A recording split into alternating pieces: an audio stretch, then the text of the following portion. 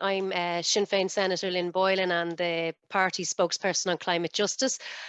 We decided to do a series of webinars looking at various different climate policies. We've done one on the Energy Charter Treaty and the investment protection mechanisms and how they slow down and make the transition more costly, which is available on YouTube. But this second webinar tonight is looking at community wealth building, and we have three fantastic speakers. I'm very excited to hear from them all tonight. And I'm not going to do very much talking, but basically, I suppose looking at community wealth building from a climate perspective, I think one of the things that we learned from both COVID and looking at climate and the decreasing, ever worsening climate change is it's exposed to us, I suppose, just how dysfunctional our national and local economies are. We learned who the key workers are during the pandemic, who we absolutely need are crucial for our societies to function. But we also saw how complex and globalized the supply chains are. We're still suffering the ramifications of that and the Suez Canal. But also we learned, for what most of us would already know, is that what neoliberal economists tell us about the market fixing everything is that the market won't fix everything, and that we need our local and national governments to take a more proactive role in our economies. So as I said, tonight's webinar is looking at that element of community wealth building, how we democratize, localize our economies, how do we keep the wealth that's generated within by our communities within our communities. And as I said, we have a fantastic panel of speakers.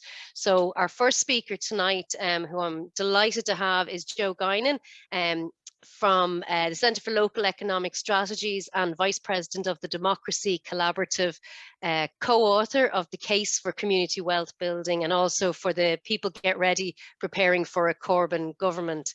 And Joe is going to set out, I suppose, the principles of what is community wealth building.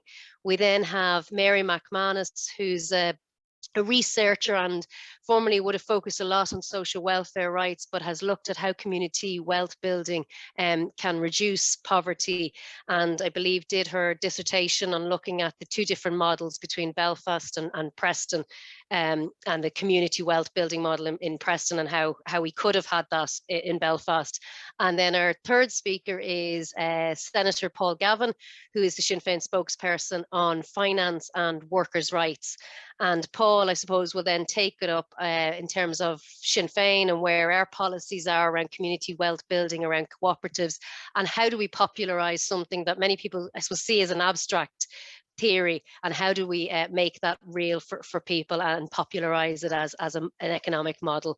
So I will say no more. I'm going to hand you over to our first speaker, who is Joe. Over to you, Joe. Well, thank you very much, Lynn, and good afternoon. I'm delighted to be with you all to talk about community wealth building and climate action. I think it's an extremely interesting and exciting time to be taking up these themes in Ireland, North and South. And I'd very much like to thank the organisers for pulling together this discussion. I also want to recognise in everything I say tonight the great work that many have already been doing on community wealth building in Ireland, including Mary, and especially to give a thanks to my friends at Trademark in Belfast. You've been important in pushing this agenda forward. In my remarks, I'm going to cover the crisis of the current economic model, which Lynn was just referring to, and then what community wealth building is and how it is a response to that crisis. And then I want to end with some thoughts on the connection to climate action. So we're in a profound moment of intersecting crises. I don't actually think we need to spend a lot of time on that. It's increasingly well established and understood. You don't even have to take it from a lefty think tanker like me. Here's Janet Yellen, who is Joe Biden's Secretary of the Treasury, in her first day message to her departmental staff, where she talked about the 4 historic crises facing the United States. And here's Yellen. COVID-19 is one, but in addition to the pandemic, the country is also facing a climate crisis, a crisis of systemic racism, and an economic crisis that has been building for 50 years. Now, what's true of the United States is also true of the rest of the advanced industrial world, the UK, European economies, and certainly it's also true of Ireland, where we might also talk about profound regional disparities. And we might conceive of this crisis as being, as Lynn alluded, a crisis of neoliberalism. Certainly it's been a half century in the making. What's important, though, is recognizing that it is actually a crisis of the underlying economic model. It's not just a political or policy crisis or localized difficulties. And this makes it a lot harder than simply a political crisis. It won't be resolved simply by changing the parties in government. To address the crisis means changing the economic model itself. Now, what's wrong with this economic model? We might call the current model the extractive economy. What do I mean by this? Well, I mean that the current economic model is designed to benefit the wealthy, to enable the financial and economic elite to extract maximum gains for themselves in every possible way, everywhere on the planet, heedless of collateral damage created for workers, communities, and of course, the environment. And we can see this extractive economy operating all around us: concentrated private ownership, corporate dominance, the ascendancy of finance capital. Together, the core features of this system form a powerful engine for the extraction of wealth and its distribution upwards. And this is what's driving the outcomes we're seeing in terms of crumbling public infrastructure, social atomization, environmental degradation, the widening economic and regional inequalities and stalled social mobility that have been behind this widespread sense of popular disempowerment and alienation from politics. Let's concretize this extractive economy for just a moment, then we'll get to the alternative. So it's no coincidence that what we're in at the moment is a new era of monopoly capitalism, where the big energy firms, the big banks, the big supermarkets have the power in the system to rip off customers, suppliers with impunity. Everywhere in this extractive economy, wealth and power flow not downwards, but upwards to economic elites and to a very particular kind of elite. The new rulers of this world make their money not by producing goods and services that we need and that are useful to others, but by owning and controlling assets. Landlords and property developers control land. Energy companies control our natural resources. Banks control the money supply. Even CEOs actually get their true earnings not so much from their basic salary as the stock options that they have. This economy is all built around a battle to control assets. That isn't about producing new wealth. It's about the extraction of wealth from other people in the economy, whether through sky-high rents, rip-off energy bills, usurious bank charges, or share buybacks, which further bid up existing asset values. Very relevant for tonight, this same logic applies to the unsustainable extraction of natural resources, which are pushing us ever further towards ecological catastrophe. The runaway success of today's elite isn't part of some rising tide that's going to lift all boats, as the neoliberal trickle-down doctrine had claimed. Rather, it's a steady stream of extraction from our communities. It's achieved directly at our expense, and that's the logical consequence of an extractive economy at work. This is the economic model that must be changed. And we won't change this in this era of compounding crises by tinkering within the confines of this system of extraction. What we need is a transformative new approach, and that's where community wealth building comes in. What is community wealth building? Well, community wealth building is an economic development model that transforms local economies based on direct community ownership and control of assets in place. It challenges failed past approaches and addresses wealth inequality at its core. It was first articulated by my own organization, the Democracy Collaborative, in 2005. And indeed, work has been done and built upon by our partner organization, the Centre for Local Economic Strategies, based in Manchester in the UK. Community wealth building takes progressive elements like community land trusts, worker cooperatives, public banking, and more, elements that have previously existed in our economy, but as standalones, and really supercharges their power, connecting and scaling them to change people's lives and the economic future of our communities. It's able to do so in coordination with local governments, economic development professionals, so-called anchor institutions, and community leaders and organizations, helping them work together, identify what other elements are needed, and to see the big picture as they import successful tactics from elsewhere. We at the Democracy Collaborative believe that when practiced in a holistic and interconnected way, community wealth building can democratize the economy from the ground up and build an equitable and sustainable political economic system of the kind that we all need. While its principles can and should be applied at all levels by all actors within a national or a local economy, community wealth building is especially powerful as a defining framework for local government. It's made for cities and localities who aren't satisfied with tinkering around the edges, but instead want to reset the system entirely. It directly confronts and addresses the factors that are driving that current crisis, building an economic system block by block where broad and democratic ownership lays the groundwork for greatly improved economic, social, and ecological outcomes. It achieves this through work across what's known as 5 pillars of direct intervention in local economies that make up community wealth building. The first is inclusive and democratic enterprise. Economies should have multiple forms of worker and consumer cooperatives, social enterprises, municipal enterprise, and so much more, based on the recognition that the ownership and control of productive capital is at the heart of where power lies in any political economic system. Second, locally rooted finance. Government and local institutions should redirect money in service of the real economy through public and community banks, credit unions, targeted public pension investments, and more. Third, fair work. Every worker must receive a living wage and real power in and control of their workplace so that there are decent working conditions and so that we can advance trade union rights. Fourth, just use of land and property.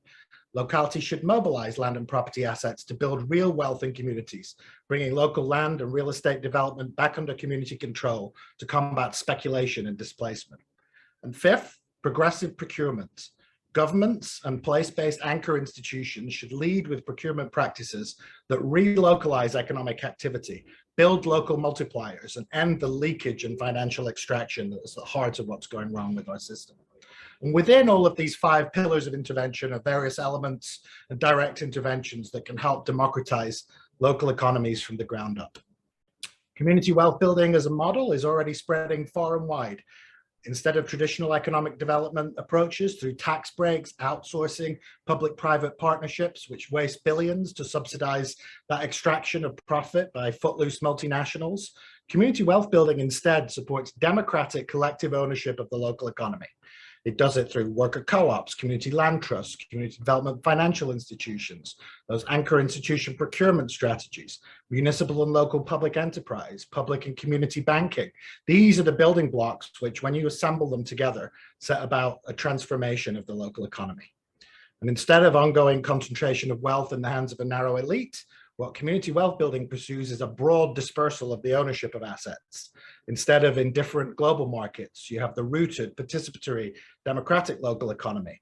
Instead of extractive multinational corporations, recirculation, mobilizing anchors, local government, hospitals, educational institutions, and more in support of socially oriented firms and businesses that are often democratically owned and controlled by their workers or by the community. Instead of private credit by banks, community wealth building looks to the huge potential power of community and state banks and public money creation. Community wealth building is economic system change starting at the local level. Now, the original model of community wealth building is the Evergreen cooperatives in Cleveland, Ohio. We at the Democracy Collaborative created Evergreen in response to the devastation that years of deindustrialization had caused. From Cleveland, where we built this network of nonprofit enterprises, which we can talk about in the Q&A, we established a demonstration project of how this works in practice that you can go and look at and kick the tires on. A large industrial scale laundry, an urban greenhouse capable of producing millions of heads of lettuce, a solar and weatherization company to which we've been adding a worker ownership conversion fund and more. Now, the model was then taken up from Cleveland and has been broadly popularized since, and I'm sure we're going to hear more about that today. Preston in the north of England has really become a flagship for community wealth building, and we're seeing this now spreading far and wide. We see this in the UK in places like North Ayrshire in Scotland, the Wirral, north of Tyne, to places like Newham and Islington in London. We're now seeing the Scottish, Welsh and Northern Irish governments taking up the agenda on community wealth building. We're re-importing it into the United States. The city of Chicago has begun a community wealth building initiative, as a number of other areas, the Bay Area of California, Somerville, Massachusetts, parts of Pennsylvania. And in fact, we're in conversations with the Department of Housing and Urban Development in the US federal government about how they can take community wealth building approaches as part of their economic development programs. We're even seeing community wealth building emerging as far afield as places like Sydney in Australia, and other places like Poland are also taking up the approach. So I want to just say quickly before I wrap up that it's really exciting to see these ideas now arriving and being taken up in Ireland, North and South. There's no one-size-fits-all approach to community wealth building. That would be antithetical to the nature of the approach. Instead, it needs to be created anew in each locality, each national setting. I can think of many aspects of Irish society and history that we'll be able to draw upon, whether it's ancient Celtic communism to the cooperative and social enterprise tradition, to political programs like the democratic program of the First Dáil, which proclaimed the ownership of all Ireland as belonging to the Irish people and that private property was to be subordinate to the public right and welfare. I think community wealth building in many ways is a modern day approach to this type of thinking about the economy. Just to end with a couple of points on climate action, the reason why we're here tonight. First and foremost, community wealth building from its very inception has been about greening the economy. All the initial evergreen companies were green by design. As community wealth models have been developed and expanded, they're increasingly being linked to local Green New Deals as a means of concretizing local action. It actually gives you something that you can do on the ground. But I think it actually goes deeper than that. And this is the last thing I'll say. The goal of climate safety can't actually be achieved if core features of the economic system that lead to the crisis, the climate crisis in the first place, remain the dominant institutions of the political economic system. What is it about today's corporate capitalism that's incompatible with climate safety? At some fundamental level, there's a mismatch between a political economy that's predicated on endless growth and a planetary ecosystem capable of sustaining only a finite amount of physical throughput. More particularly, how are we going to go about reconciling an economy centered on quarterly earnings statements or a property regime that operates in a time span of milliseconds with the need to actually put in place carbon management regimes that have to operate on a timescale of indefinitely or forever?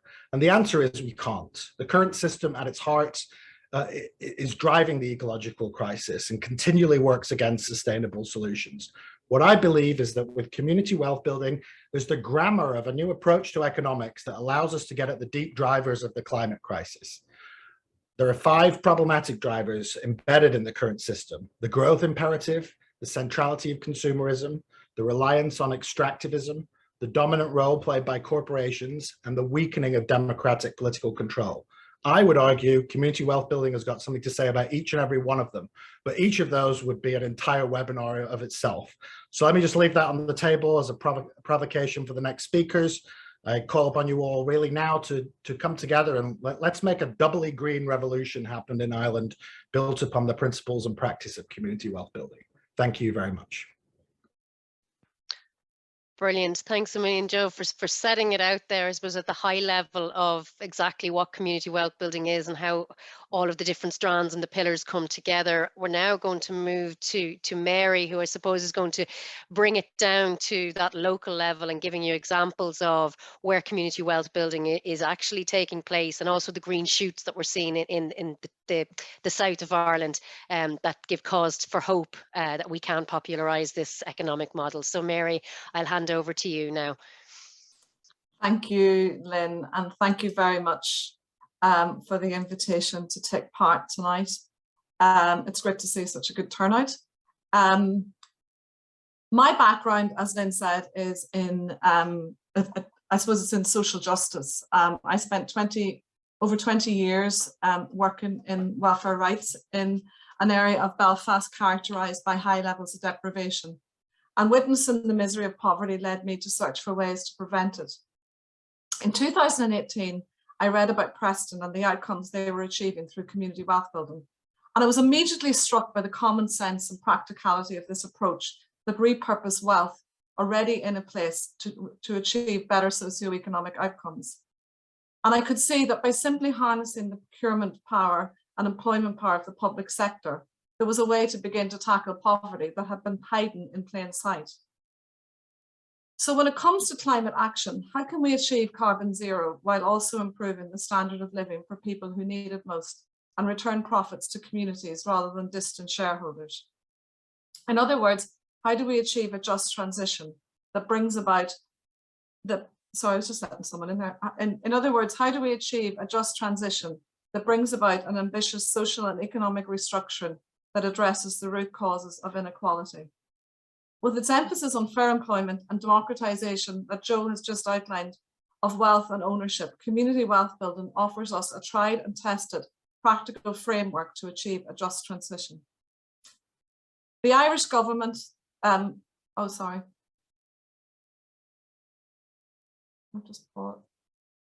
you still see my screen?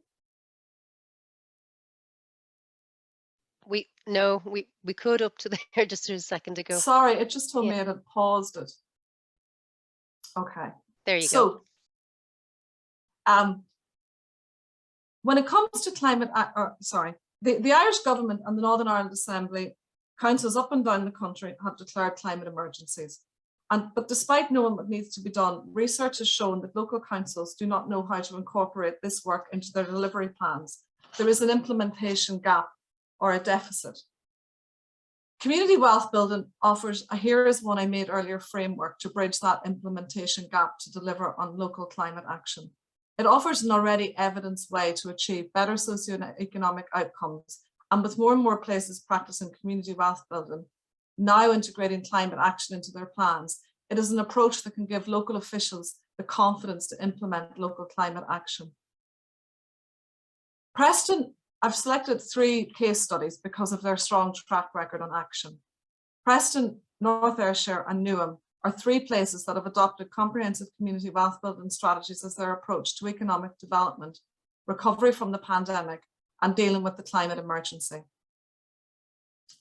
So building on their already impressive community wealth building work, Preston City Council has plans. So whilst they have, they've so much work going on with progressive procurement, fair employment, cooperative development, they also, in their new Preston 2.0 strategy, have a commitment to promote a strategy of regional investment, which includes directing a share of the local government Lancashire pension scheme into renewable and clean energy investments. They also have plans to use decarbonisation to create further opportunities for cooperative development and of community and municipal energy. And they also have a commitment to explore the potential of community municipal bonds and community shares to mobilise local savings to invest in social and climate resilience. In May 2020, North Ayrshire launched their ambitious community wealth building strategy and followed it up with an economic recovery and renewal strategy, a local Green New Deal, which focuses on using community wealth building principles to build back the local economy better, fairer, greener post-pandemic. An 8.8 million investment fund will be used as a key element of this Green New Deal, and they have plans for a council-owned solar farm, and a tender specification was released for this in July 2021. And the hope is that this will help curb fuel poverty and help the council to become one of the first councils to achieve net zero by 2030. They hope the farm will produce 34% of its energy needs while producing a surplus of approximately 13 million that can be reinvested in the region. They have also launched a £500,000 Green Jobs Fund to ensure a just transition for North Ayrshire. Newham launched their community wealth building strategy in January 2020 with the stated focus of the pursuit of economic, social and environmental justice so that long-term prosperity, well-being and fairness for all its residents in the borough is achieved and their response to the climate emergency has progressed. And just to share with you one example from this council, which I think is a great example of them putting into words their action with regard to care workers. They pay their care workers the real living wage and use a patch-based care approach, linking workers to specific areas. This enables care workers to become more embedded in their local community. It also reduces travel distance and time, promoting more walking and cycling, with the knock-on effect of reducing carbon emissions and improving air quality. So to bring this closer to home, there's huge scope to apply community wealth building on the island of Ireland. And it is heartening that Sinn Féin has published a community wealth building strategy, and to know that some councils in the south have passed motions in favour of the approach. In the north, the Department for Communities supported the community wealth building in the last mandate, and Joe is on their recently appointed expert community wealth building panel. The Northern Ireland Assembly accredited as a real living wage employer last November and is introducing social clauses into their procurement process, including the requirement that any company tendering to them must pay the real living wage. Community wealth building needs this top-down approach to make the huge power of public procurement work better for communities, to deliver wages for the maximum number of people, to advance public ownership, to invest in cooperative development, and to bring about any legislative change that is needed to advance community wealth building. However, community wealth building, as Joe has said, is a place-based framework, and the design needs to be moulded and adapted to each place according to the needs and requirement of that place. And we just also need to get on and use whatever power we have. Matthew Brown, the leader of Preston Council and one of the architects of the Preston model, argues that we need to build a base of support for community wealth building in communities, because if support is driven by particular parties or leadership figures, it is vulnerable to political change. And there's no shortage of grassroots work happening here. And I want to mention that, oh, excuse me.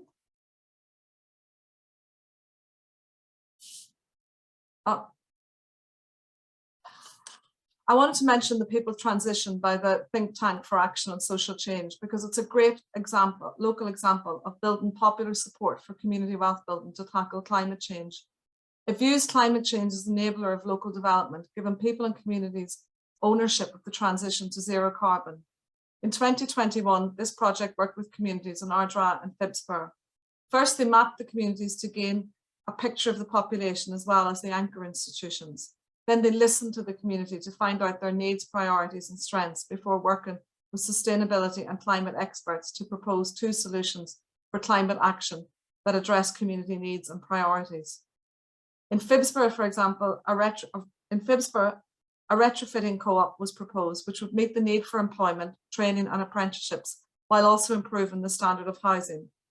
A bicycle courier cooperative was another solution proposed as a potential community action to address precarious working situations whilst reducing emissions from last mile delivery services.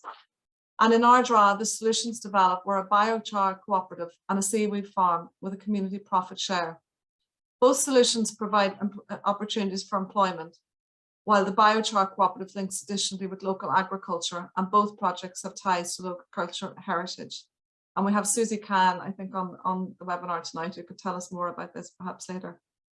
So examples of community wealth building action already taking place is some renewable energy companies, community-owned renewable energy companies. And the current high cost of energy derived from fossil fuels, and with all that's going on in Ukraine, emphasizes the need to have control over our own renewable energy supplies. We have examples of community-owned renewable energy co-ops across the island. Dublin Wind Energy Co-op, for example, Northern Ireland Community Energy, Aran Island Energy, Islands Energy, not to name them all funded through community share offers. And then there's Community Power, a community-owned renewable energy utility company. A crucial aspect of community wealth building is how it shifts the focus from the poverty to the wealth in a place. It offers us options to fund local climate action. Our savings being placed in a mutual bank as opposed to an extractive private bank is seen as key to providing financial autonomy to places in the community wealth building framework. In the north, we have the Northern Mutual Bank campaign, and we managed to achieve cross-party support for this campaign in the run-up to the election on Friday. And another example of the wealth is the local government pension scheme. In the north, it is worth over £7.8 billion. A campaign to have this scheme divest from fossil fuel investment has been supported by several local councils in the north and also received cross-party support in the run-up to the election. There is ample scope for this scheme to invest in local retrofitting work, for example, to reduce fuel poverty and carbon emissions. South of the border, regulatory changes has allowed the credit unions to loan 600 million from their 8 billion in assets to approved housing bodies to build 10,000 homes over the next 10 years. This is a progressive step in making the substantial wealth already in a place work for the community. It can be replicated and expanded. Why can't some of the credit union assets be invested in? Why can't some of the credit union assets be invested in community wealth building climate change initiatives, such as community energy cooperatives? This excellent community wealth building ground-up concept map was developed by Bridget Meehan, who is one of the key people involved in the Northwest Mutual Bank campaign. This map allows us to see some of the work we are already doing, how some of the work we are already doing can be viewed through a community wealth building lens, as well as encouraging us to do more. And it also shows how all the work links together under this framework. We can see co-ops on the map, community asset transfers, paying the real living wage, and procuring locally. It shows how a Green New Deal fits in. What work are you currently doing that could come under a community wealth building banner? I recently completed some work on the community and voluntary and social enterprise sector in the North. This sector had, in 2018, this sector had a combined spend of over 728 million and employed around 53,000 people, which is 7% of the workforce in the North. The combined power of this sector is a powerful anchor institution that can act as an example to the larger public sector anchors by becoming accredited living wage employers and having buy local policies. I also conducted some research with 30 independent advice centres and looked at their combined power through a community wealth building lens to see how they were functioning as an anchor institution. It found that between just 30 of them, they assisted the community to access 79.8 million in entitlement to Social Security. Social Security is an economic multiplier of 1.7, given a total local impact on the local economy of 135.6 million. This income increases economic resilience by being spent with local businesses and having a positive multiplier on local jobs, well-being and health. The research also found that the majority of the centres pay at least the real living wage and support the local economy and cut down on carbon emissions by purchasing goods and services from local suppliers. So to summarise, community wealth building offers us a framework that we can apply to achieve a just transition. My research in community wealth building has shown me that what has been achieved in other places has been achieved by people who are willing to see barriers as things you get round, not as impediments to progress. So it would be easy to think that this has been done across the water because their councils have more powers than here, or because it had better political support. We need to be ambitious and push our institutions to adopt community wealth building. We also need to build on the community wealth building and climate change work that's already happening and do what we can with what economic power we have to improve people's lives and to achieve a just transition. Thank you.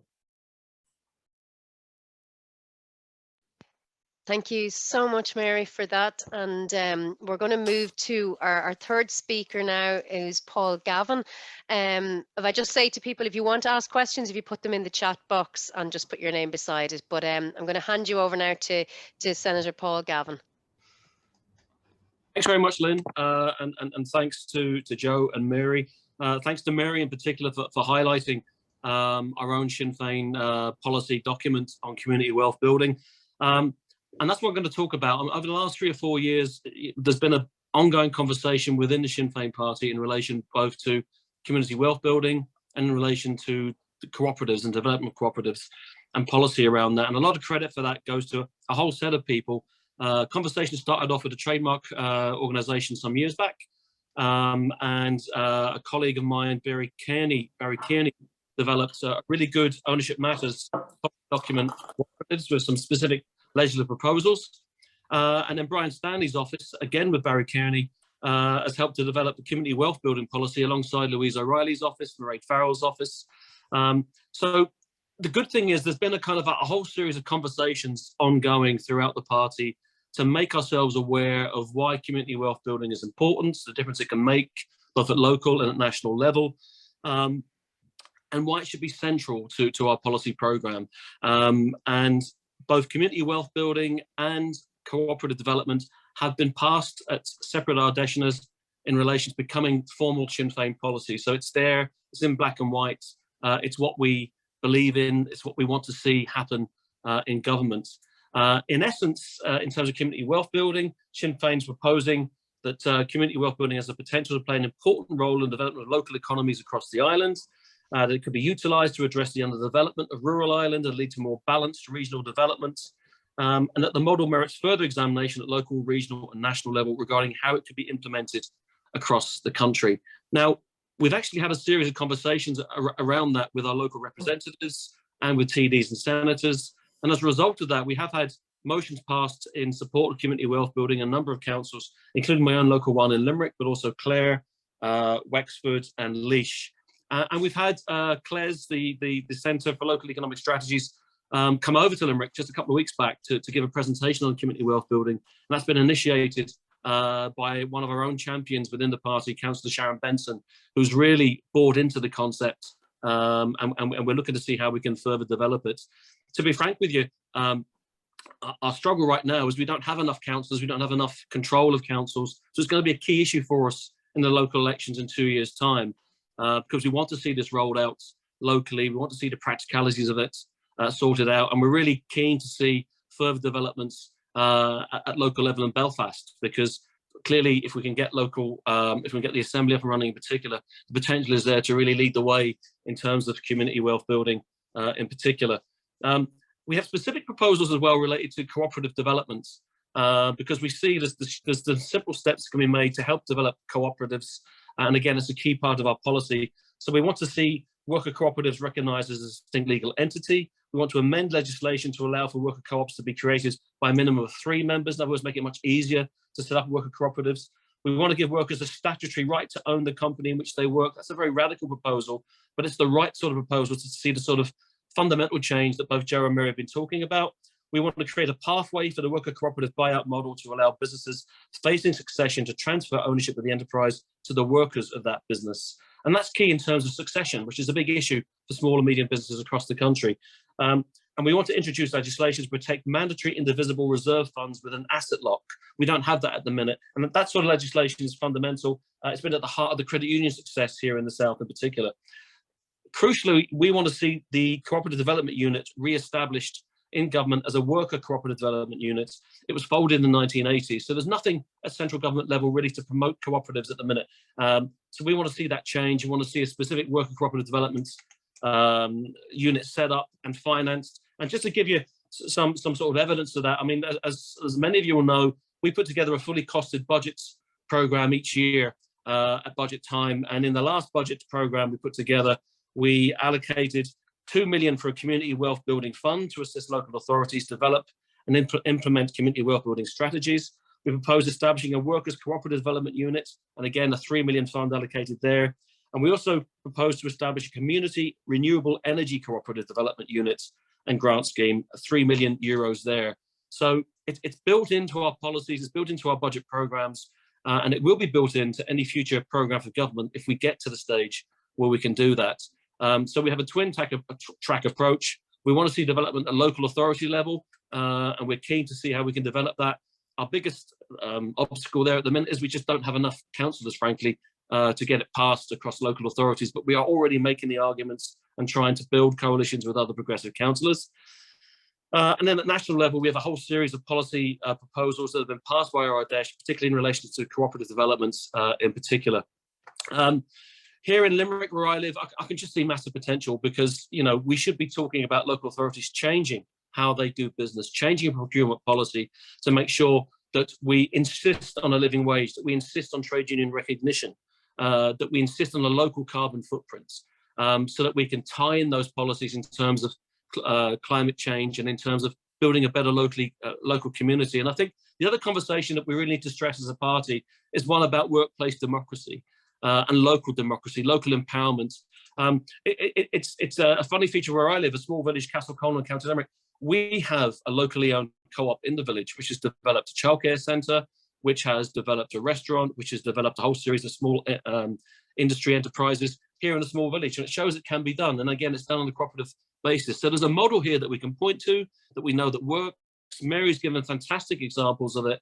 We just need to see the political will to make it happen. So next steps for us, I think, are to continue that conversation internally as a party. We are building local champions across the country to make sure it's a central part of our platform at local government elections, and also to engage other actors, particularly the trade union movement in particular, because the trade union movement has a lot of good things to say about workplace democracy. I think we need to engage them in particular and get them on board as allies in terms of this conversation, because it just makes sense. If we can have the conversations at local level, make it a key part of our policy programme, there's no reason why we can't make it work. And the last point I would make, because I'm conscious to allow lots of time for questions and Q&A, is we need to be really strong on making sure that this is a radical program. My fear of community wealth building is it could be reduced to some sort of buy local campaign. We need to make sure that that's not what happens, that we make sure it's talking about fundamental economic change, because we need to make sure that the current extractive economy model that's been outlined by Joe, is effectively surpassed and replaced over time by local democratic control of our economy. And the great thing about community wealth building is it gives us a model to do just that. I'll leave it at that, Lynn. Thanks. Thanks a million, Paul.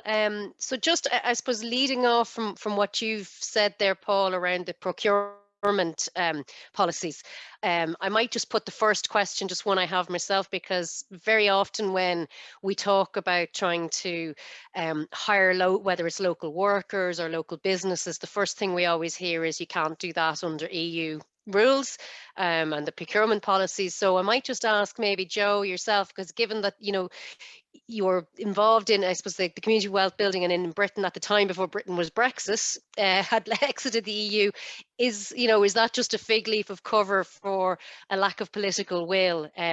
So, is there a way to do this, and what changes do we need to the procurement rules to actually implement the community wealth building on the ground? And then I have a question just in terms probably for Mary and Paul, just around that there are councillors who are active to get involved or to get their councils thinking about this.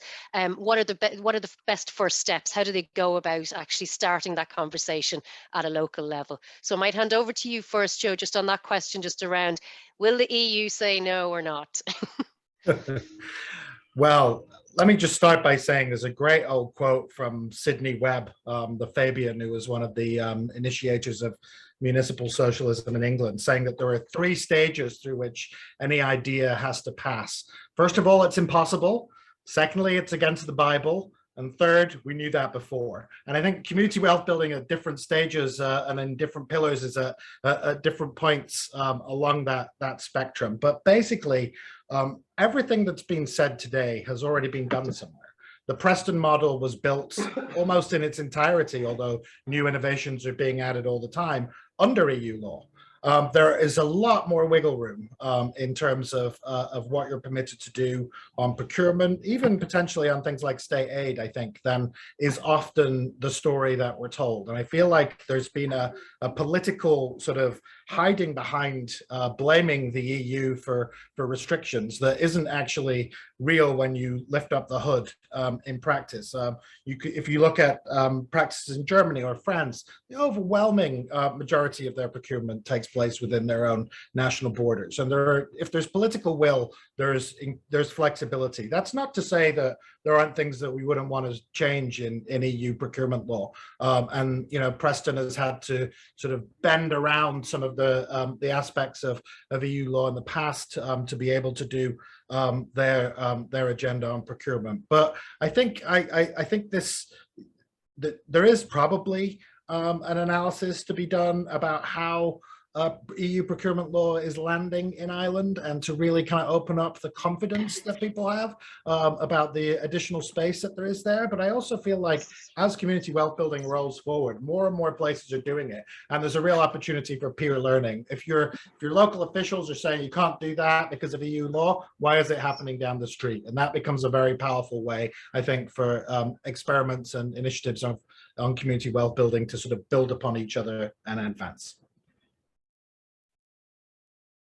Brilliant. Thanks a million for that comprehensive response. And then Paul and Mary, do you want to take that one just around how do local councillors actually go about starting the conversation at their local authority level?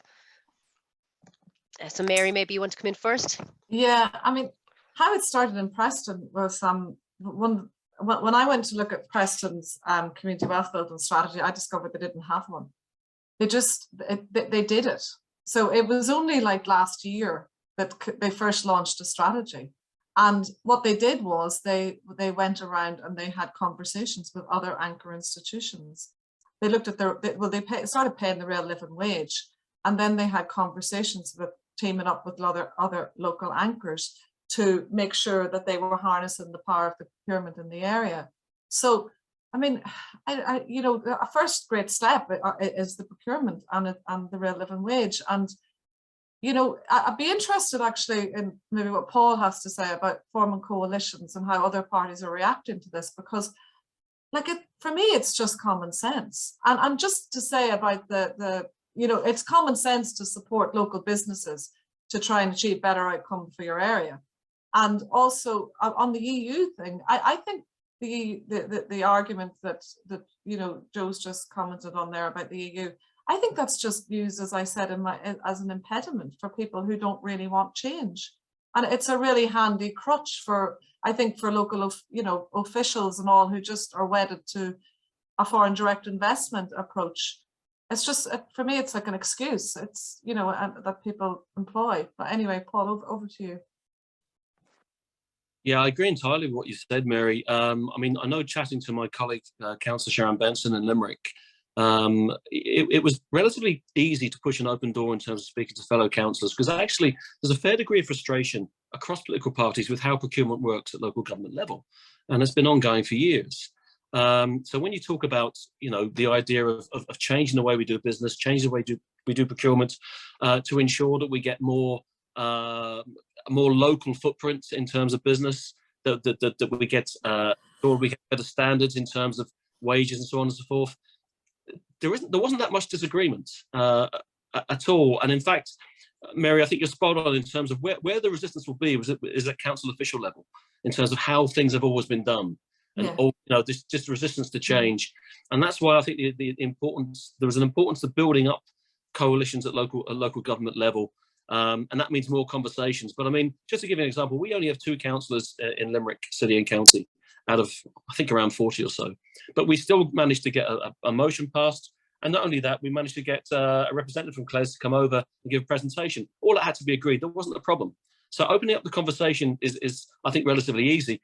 The harder part is what's the steps that happen next in terms of how we get them to commit to real change, real budgetary processes that change how we do business. And I think that's going to be the more challenging part. But opening up the conversations, I think, is relatively easy. Brilliant. Thanks a million. I know Nessun is looking to come in there, so I might bring you in a second, Nessun. I'm just going to put one of the other questions that was popped in, and there's probably a crossover there.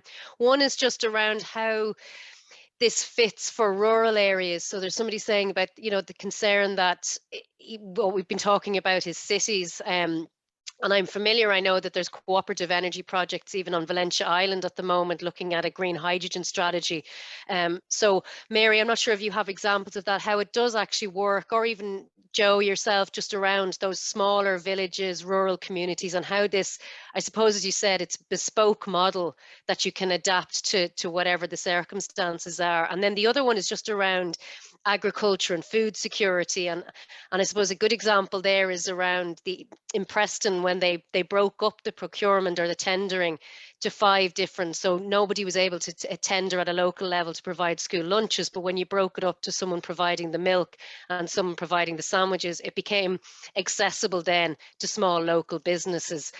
So I don't know if any of our panelists want to come in just on those topics, and then I might bring Nessun in just to ask his question.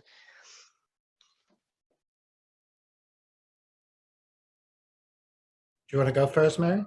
Yeah, okay. I think the example I mentioned that the tasks worked on from Ardra is a really good example of how this could work in a rural area, where they looked at what was the needs of the community, and then tried to see what the solutions that were appropriate to that community. That's a really good approach to start.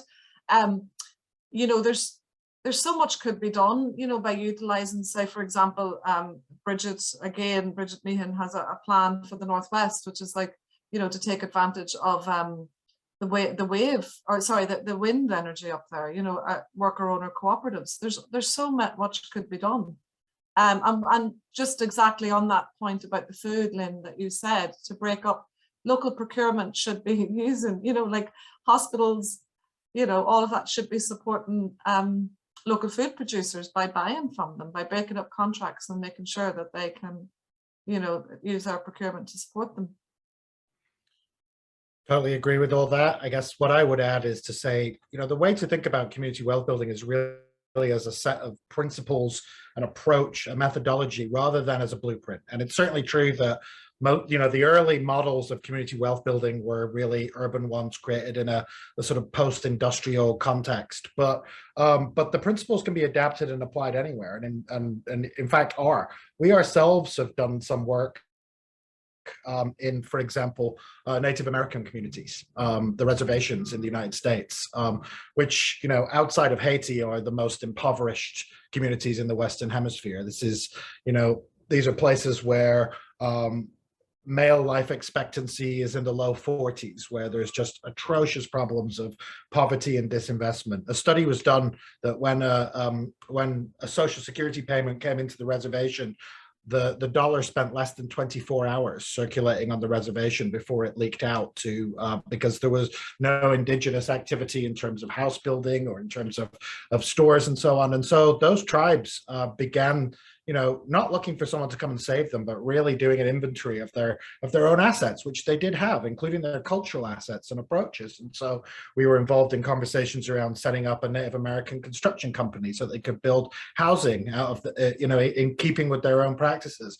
A food company emerged that really was able to tap into buffalo products and so on, tonka bars, and so if they can do it in remote parts of the United States on reservations that are just basically up against some of the most difficult social and economic problems you can imagine, it can certainly be done in rural Ireland. And there's a long tradition of rural cooperatives and so on that can be built upon. I think, adapting the model so it's not so reliant on anchors, but maybe is more of a supply chain approach and so on, is the way to go. But the principles all still apply. And I look forward to a sort of next generation of community wealth building projects that are done in rural areas that really start to break new ground, because it really is the case that you take this principle approach kind of model, apply it, learn, and then we learn in return what comes out of that. So there's absolutely no reason why this couldn't be applied as a rural development approach in Ireland.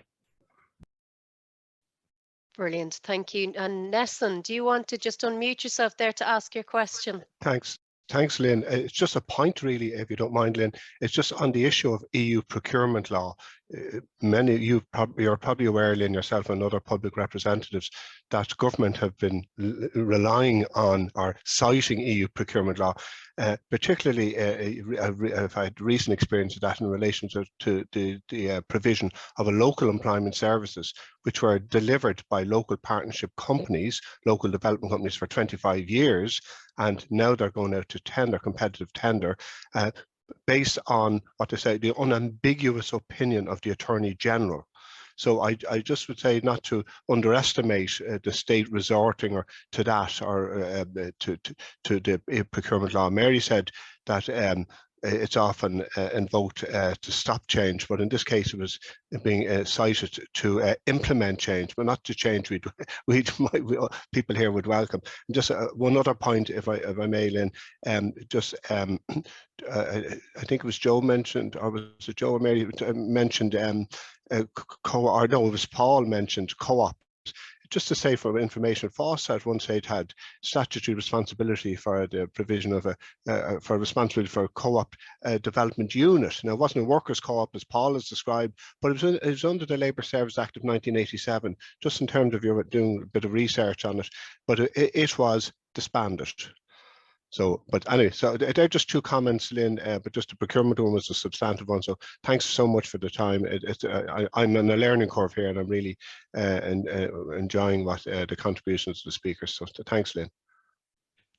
Brilliant, thanks a million, Nessun. And I suppose I deliberately asked the procurement question for that point, is that it's to put to bed that that's an excuse, but also, as you said, how it can be used to thwart the type of change that we want. I know Susie has put in a comment there in the chat box just around the concerns that our climate action could very easily be captured by the extractive multinationals. So I don't know, Susie, if you want to come in and make a comment on that, or just to put it out, because I could say something very quick. I think you're probably nearly out of time. But just in the work that Task been doing and that I was working on last year was based on Sean McCabe's research in trying to bring community wealth building to rural areas. But one of the things, I was running the pilot, and Roisin, who's on the call, is going to be taking that forward with more communities, is that one of the things that community members spoke about when we kind of highlighted the private enterprises that were essentially coming after their resources in a very blatant way, you know, more blatant than maybe has been obvious in the past. They spoke to me about kind of how would we have known this? Who is going to how do we understand and realize what we're up against? And I think that that's actually an ingredient in the dialogue, an ingredient in the conversation with rural communities is saying, well, business as usual would look like this, and we actually did present kind of deliberately one of the solutions to the community that highlighted an alternative, which was more a new business coming in saying they'd give a profit share to the community. But actually the skepticism was there, but only because it was kind of in contrast to a cooperative, the biochar cooperative solution. So I think that's just something that we need to be aware of, is that it's very easy to see a new business coming in, always offering employment, saying we're going to come and extract this or that or the other thing in these new ways and we will give you jobs. But just, the transformative power of, if that was all community owned or if that was through a wealth model. And I think communities are quite open to all this dialogue. I mean, I'm working in other communities across Ireland, and bringing this kind of conversation. They're very ready to get engaged, but they don't know as much about what will happen if they go the other route. So I suppose that's what I was trying to talk about there. Thank you so much for that. And I think it is a really important issue, because at the moment we're looking at, I suppose, harnessing particularly our offshore wind, but also building a lot more onshore wind, and then between the green hydrogen strategy. And you're hearing lots of talk about Ireland being the Saudi Arabia of wind. And, that raises a lot of alarm bells in my head about just that the money just leaving the country, and once again, our natural resources are not actually belonging to ourselves. So I think it's a really important point for us to be clued in. Just, I suppose, because we are running out of time, and I do like to keep these sort of strictly to the hour. There is somebody there talking about the North Dublin growers and wind turbines powering their I think the grow sheds and that. But I suppose for me, one of the things is around that community wealth building, and what's so great about it is that it's that idea of flipping the narrative of climate action on its head, because certainly in Ireland, and I know maybe in America, there's a little bit more conversations because it comes from the environmental justice perspective. But in Ireland, we definitely have a sort of a groupthink when it comes to climate action, that it's about sacrifice, it's about taking things away, it's about regressive taxes. And not only, I suppose, is that unfair, but it also, you lose the political buy-in and the community buy-in for climate action. And I suppose maybe just for each of our speakers, maybe to just sum up in one way why I suppose this idea that community wealth building is that positive message that you can actually tackle climate change, but that people can feel a tangible benefit to their lives through the community wealth model. So maybe you just want a one-liner as to why that is the case, and why it's so important to seize back that space on the narrative around climate action and how it can actually benefit people.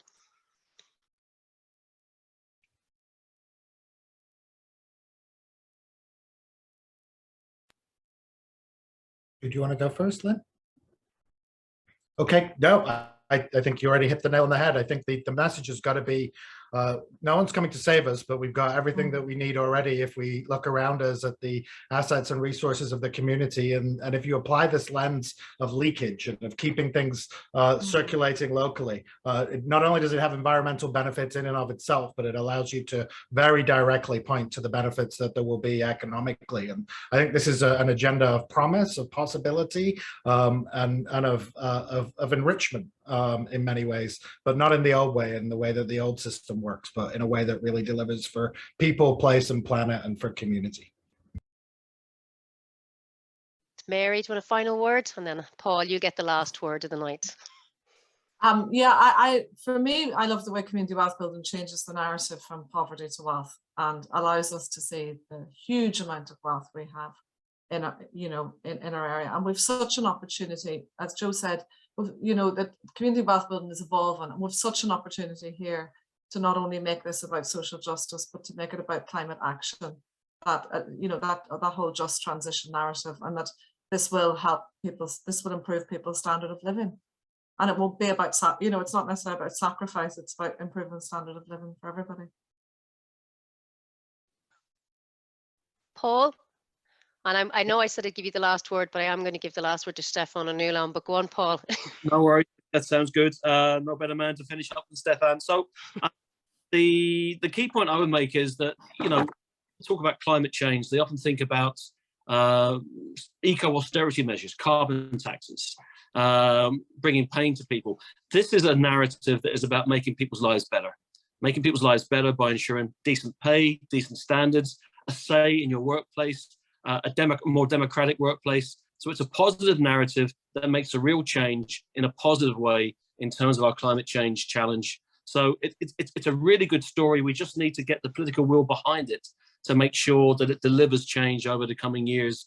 And I do think there's a special responsibility on us as a party to do that, because hopefully we will continue to grow and strengthen and be in a position to implement that change. And as I say, we need to keep it radical, keep it as radical as we can, so that people can actually see that transformative change in their own local communities. Thanks, Lynn. Thanks a million. And listen, thank you to everybody who attended tonight. Thanks to my speakers, really, really excellent contributions, and I really appreciate you giving up your time. As I said, it's recorded. We will send out the link to everybody who registered, but it'll also go up on the YouTube channel. But just to give Stevie the last word, which is that we should be talking abundance, an abundance of democracy, healthcare, an abundance of free time, more workers' rights, and a lot less capitalism. And I think that's something that we can all get on board with. So I will leave you on that positive night and our positive note, and thanks very much for giving you your time. Thank you.